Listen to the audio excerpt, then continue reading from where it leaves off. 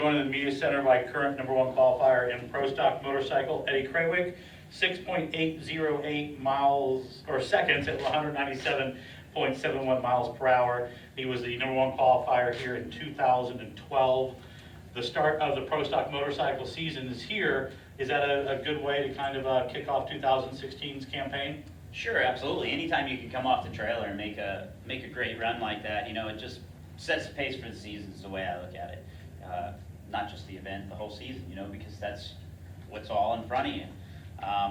We tested well, ran some pretty good numbers. We sort of worked on our tune-up stuff over the winter. That was what we were very fortunate about this coming season. We didn't have a whole lot of rule changes, matter of fact, none, and didn't really have any, fuel or any other things to be curveballs in your tune-up. So it was time to refine and start picking away at it and sort of understand how the engine works with all the fuel and everything that has been thrown at us in past years. So it was a lot of dyno time. Andrew and Matt and everybody back at the shop made a lot of new parts and pieces for the bikes, and I think we made somewhere in the neighborhood of 250 dyno pulls. So it's definitely nice when your work pays off. Is the 200 mile per hour pretty reasonable with all the water that's in the air and the humidity? With these conditions that we have today, definitely not right now. Now, what's rolling in for Sunday, there's a good possibility things can dry out a little more. I think, not that we're looking at that or looking at the weather, but it's somewhere in the high 50s to low 60s is what they're saying around noon come Sunday. So when you look at that, Gainesville, you can have a tailwind pop up at any second. We've seen 20-mile-an-hour tailwinds here. We definitely need a tailwind. We're not going to do it naturally aspirated, so you need Mother Nature's help. So if we can get all the right conditions, absolutely, I would say it's totally possible. Because when you look at when we were going 4 years ago, when I went 199 out here, and you look at where we are now, I believe we are better than we were then. The numbers now, I think, show it, because when you look, we're consistently going 197, 198 at these tracks where we used to go 195. So I think the speed's there. We just need that little bit of help. I'd love to be the guy to do it.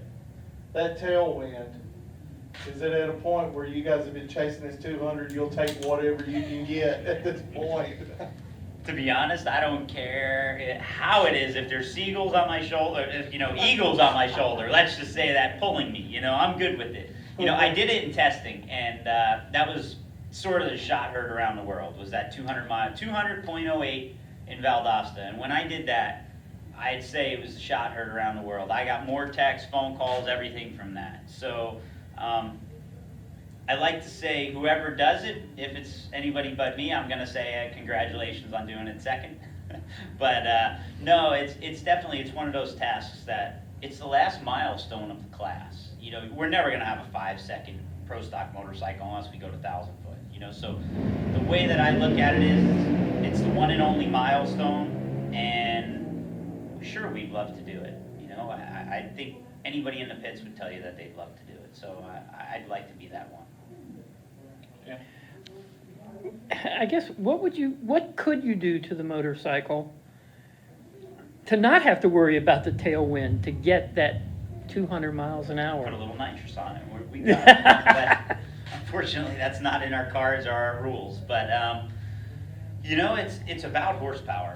That's obviously the class that we're racing in. And the hardest thing now is we've sort of gone through the refining stages of our engines. Everybody, when you look at the inline 4 platform out here, it's been raced for 30 years. You look at both V-twin models, although ours is a relatively, what I'd like to say, newer combination based on the rule changes 2 years ago, we still have refined it. We're not going to find 5s and 10s of horsepower anymore. We're looking for 1s and 2s. 3 is amazing when you find 3.